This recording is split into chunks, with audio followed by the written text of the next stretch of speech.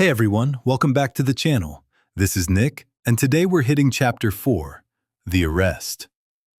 Things were already messy after last night's mistakes, but this is where it all comes crashing down. Sarah's world flips in the worst possible way. Cuffs, cops, bare feet on cold stairs, and the guy she trusted just watching it happen. It's raw, it's brutal, and it sets up everything that's coming. If you're feeling the weight of these chapters, stick around. This story doesn't pull punches. Quick plug, if you want more behind-the-scenes thoughts, raw reactions, and some extra confessions, check out The Sinner's Confession every Friday. Check out the link tree in the description or bio. New drops are coming soon. All right, let's get into it. Chapter 4 starts now.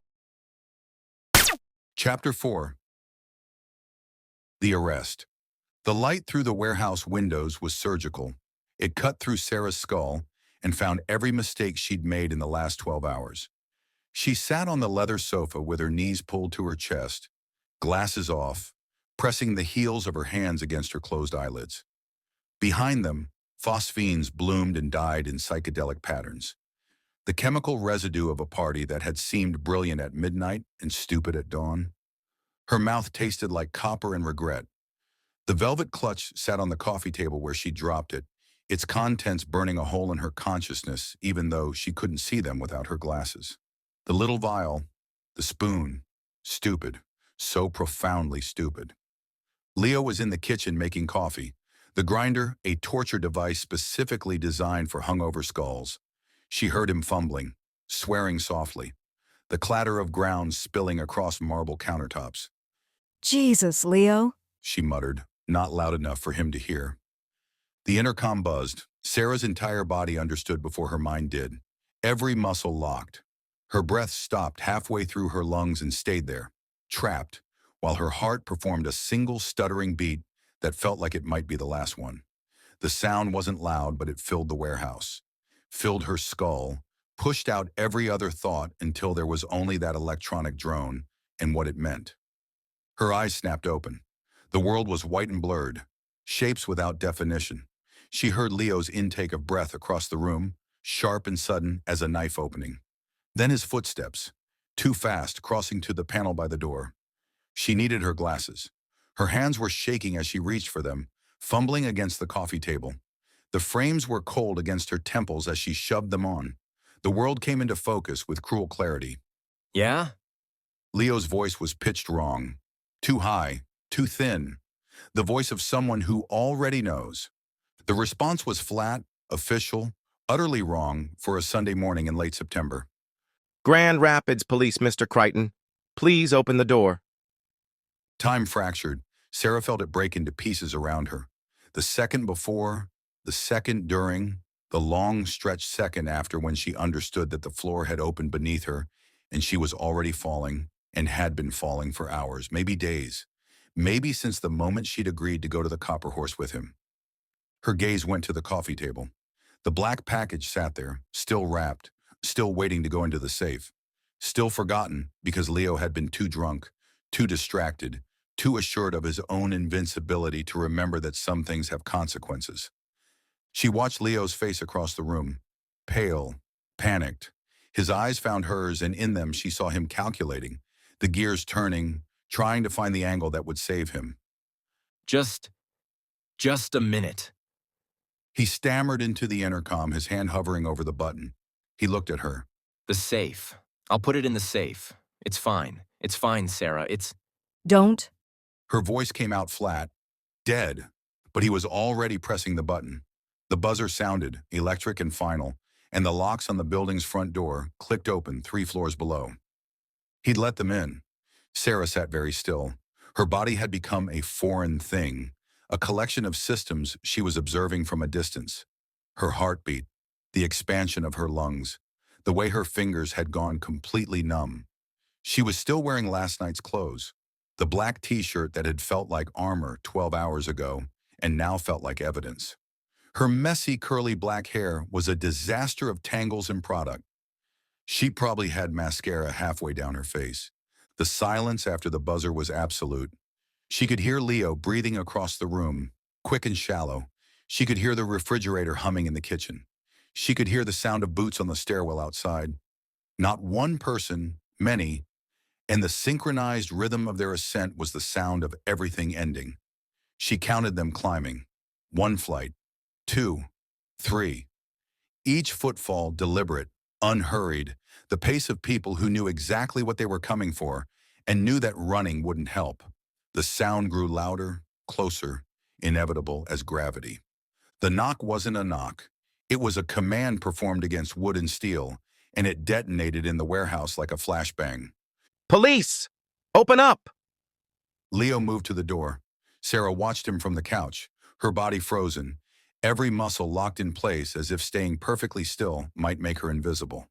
He reached for the deadbolt with shaking hands. The mechanism clicked. The door swung open. They came in like a wave. Uniformed officers first, 2, 3, 4, spreading into the space with practiced efficiency. But it was the 2 men in plain clothes that Sarah couldn't look away from. Detectives, gold badges on chains around their necks, faces carved from granite and disappointment. Their eyes swept the loft with the clinical precision of surgeons opening a body, cataloging everything, assessing, finding. One of them looked at Leo. His gaze was flat, businesslike. Leo Crichton. Yeah. Leo's voice was barely above a whisper now. All the swagger burned away in an instant. What's this about? The detective didn't answer. His eyes had already moved past Leo, scanning, settling on the coffee table. The black package. Sarah's velvet clutch sitting beside it like a confession. Sarah knew. She knew with the absolute certainty of someone who has just watched the grenade roll to their feet and understood that running won't help, that nothing will help, that the moment of impact is already here, even though you're still waiting for the explosion. Her hands started to shake, not a tremor, a full body vibration that started in her fingers and spread up her arms into her chest. She pressed her palms against her thighs, trying to make it stop, but the shaking only got worse. We have a warrant to search these premises. The detective handed Leo a folded document. Leo took it with hands that couldn't stay steady, his eyes scanning words that Sarah could see weren't registering. She caught fragments from across the room. Controlled substances, trafficking. September 28th, 2024. September 28th, today, right now. 2 officers moved past Leo like he was furniture. One went straight for the package on the coffee table. The other, a woman with her hair pulled back so tight it looked painful, her gaze locked on Sarah's clutch. Sarah stopped breathing. The detective held up the clutch. His gloved fingers opened it slowly, methodically, showing the contents to his partner. The little vial caught the light, its contents minimal but unmistakable. The spoon with its fine coating of residue, evidence of Sunday morning mistakes that would now define everything. Time moved like cold honey. Sarah watched the detective's face as he examined the clutch's contents. No surprise, no judgment, just the flat acknowledgement of finding exactly what he'd expected to find. He placed the clutch carefully on the coffee table, each movement precise, legal, documented by the body camera on his vest. His eyes found her on the couch. The gaze was clinical, dissecting, the look of someone examining evidence rather than a person. Sarah Flem? Her throat had closed. She managed a nod. The gesture felt like surrender. Stand up, please. Wait, what? That's hers. That's just personal use. Leo's voice cracked, desperate and pathetic, trying to save her with words that meant nothing, that made everything worse. She's not. You can't. The detective ignored him completely. An officer, not the woman, a man with gray in his beard and tired eyes that suggested he'd seen this exact scene 1,000 times, approached the couch. His voice was neutral, almost kind, which somehow made it worse. Ma'am, I need you to stand up. Sarah stood. Her legs were uncertain beneath her, the ground no longer trustworthy. The room tilted slightly and she put a hand on the arm of the couch to steady herself. The officer waited, patient, his hand near his belt but not threatening. Across the room, the officer with the black package was cutting it open. Sarah watched as if from very far away as his knife, a folding blade with a black handle, sliced through the duct tape. The brown paper peeled back. His gloved hands reached inside. He pulled out the first gun. Black, sleek, new. The kind of new that meant no serial numbers, no history, no accountability. He pulled out the second gun, the third. 3 of them laid out on the coffee table in a neat row, their surfaces catching the surgical light from the windows, beautiful and damning. Not drugs, guns. The air in the loft changed. Sarah felt it like a pressure shift before a storm, the electrical charge of bad becoming catastrophic. The officer's body language altered subtly, spine straightening, hands drifting closer to their own weapons, eyes sharpening with renewed focus.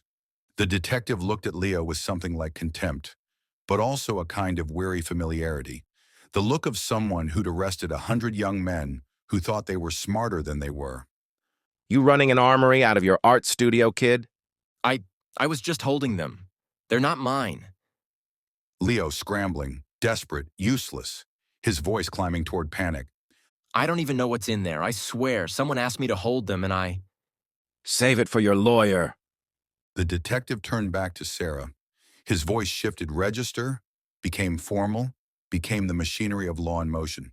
Sarah Flem, you are under arrest for possession of a controlled substance. You have the right to remain silent. Anything you say can and will be used against you in a court of law. You have the right to an attorney. If you cannot afford an attorney, one will be appointed for you. Do you understand these rights as I have explained them to you? The words were white noise, legal incantations. Sarah felt hands on her arms, not rough, but firm, inevitable, guiding her hands behind her back. The officer's grip was professional, impersonal, the touch of someone moving evidence into position. The cuffs were cold, metal against her wrists. The ratcheting sound as they closed seemed to take forever, each click distinct and final. Too tight, they bit into the bones of her wrists. She wanted to say something, but her voice had abandoned her entirely. Leo! The word ripped out of her before she could stop it. She hated herself for it immediately, hated the terror in her voice, hated that she was calling to him when this was his fault, entirely his fault, when he'd brought this poison into their lives and let her hold it like it was nothing. He moved toward her, one hand reaching out. An officer stepped into his path, palm flat against Leo's chest. Sir, stay where you are. Sarah, I'll fix this. I'll call someone. Sir, I need you to be quiet. They were guiding her toward the door now. Sarah's feet moved without her permission, stumbling in bare feet across the hardwood floor she'd helped him pick out 6 months ago, when they'd been choosing between oak and maple, debating grains and finishes like those decisions mattered. Past the art on the walls they'd chosen together. Past the kitchen where the coffee grinder still sat, ground spilled across the marble like evidence of a life interrupted mid-gesture. Leo, tell them it's a mistake. But it wasn't a mistake. That was the thing piercing through the shock, sharp and cold as the cuffs around her wrists. It was exactly what it looked like. A woman with drugs in her purse in an apartment with a package on the table. The geometry of it was perfect, damning, complete. She saw him over her shoulder as they moved her through the doorway. He looked destroyed, hollowed out, standing in the wreckage of his kingdom while they took her away in chains. His hands were at his sides, useless, his mouth open but no words coming out. Leo! The door swung shut. The sound echoed in the stairwell. Industrial, final, the sound of a cage closing. The officers guided her down the stairs, her bare feet cold on concrete that felt like ice. One step, another, another. Each one carrying her further from the life she'd been living 5 minutes ago. The warehouse stairwell was concrete and steel, utilitarian and cold. Their footsteps echoed, hers bare and silent, the officers' boots loud and synchronized. Down past the 3rd floor, the 2nd, the 1st. Each landing identical, each turn of the stairs carrying her deeper into whatever came next. Outside, the late September air hit her skin like a slap. Cool, sharp, carrying the smell of the Grand River and exhaust from the highway. The morning was bright, painfully bright, sunlight glinting off car windshields and storefront windows. People on the sidewalk turned to look. A woman with grocery bags, a man walking a dog. Their faces registered the scene. Woman in handcuffs, bare feet, black t-shirt, officers on either side, and looked away, uncomfortable witnesses to someone else's disaster.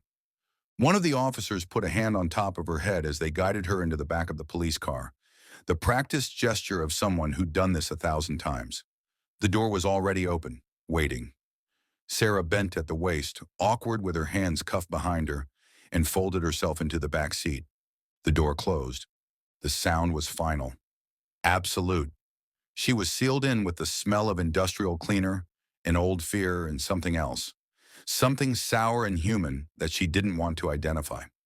The back seat was hard plastic, designed to be hosed down. A cage separated her from the front seat, the metal mesh close enough to touch. There were no door handles, no window controls, no way out. The officers got in front. The engine started. The radio crackled with dispatch codes Sarah didn't understand. Through the window, she could see Leo's building, the warehouse conversion he was so proud of, the symbol of his success, his talent, his inevitable rise. Sunlight glinted off the windows on the top floor, their floor, the loft they'd furnished together, the space where she'd thought she was building a life. The car pulled away from the curb. Sarah sat very still. The cuffs bit into her wrists every time she moved, so she stopped moving. She focused on breathing, in through her nose, out through her mouth, the way her father had taught her when she was small and afraid of thunderstorms. But this wasn't a thunderstorm. This was something permanent, something that would still be here when the sky cleared. The rage hit her then, not suddenly, but like a tide coming in, cold and inevitable. It started in her chest and spread outward, filling her lungs, her throat, her skull, clean and cold and complete.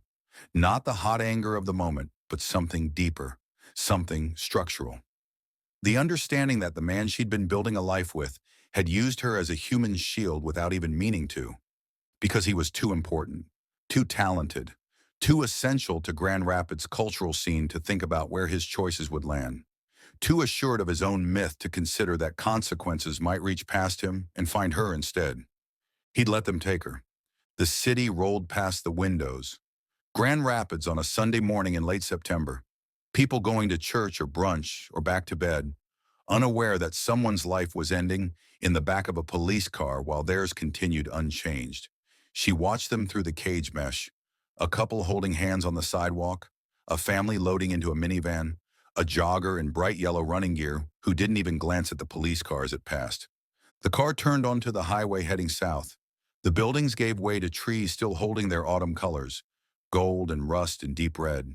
Beautiful, indifferent. The female officer in the passenger seat glanced back through the cage. Her face was younger than Sarah had first thought, maybe early 30s, with tired eyes that had seen too much to be shocked by anything. Kent County Jail.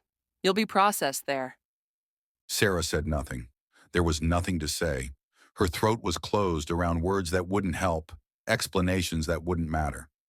The law didn't care about context, about whose drugs they were, or whose package or whose fault. It cared about what was on the table and whose hands held what when the door opened.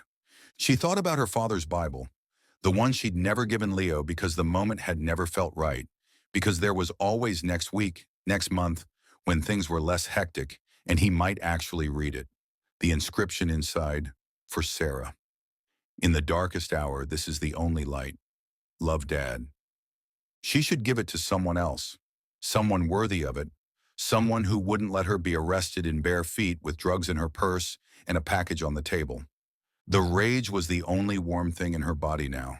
She held on to it like a coal, let it burn in her chest, let it fuel something that was beginning to crystallize behind her green eyes. A kind of mathematics, a way of counting. Day one, that's what this was. Day one of however many they gave her. Day one of learning what she was made of when everything else was stripped away. Day one of understanding that the life she'd been living was built on sand, and the tide had finally come in. She would count forward, not back. She would survive this. She would become something Leo couldn't recognize, something harder and clearer and entirely her own. And Leo could drown in his guilt. He'd earned it. The car merged onto US 131, heading south through the autumn trees. Sarah leaned her head back against the hard plastic seat. The cuffs bit into her wrists. Behind her dark-rimmed glasses, her green eyes were dry and hard and absolutely certain. 365 days. That's what they'd give her. She didn't know how she knew, but she did. The certainty was absolute, mathematical. 1 year for someone else's choices. She would count every single one. The highway stretched ahead, carrying her away from everything she'd known and toward whatever waited in a concrete cell in Kent County. The late September sun was bright and cold. The trees were beautiful. The world continued, indifferent to her catastrophe. Sarah closed her eyes behind her glasses and began the arithmetic of survival.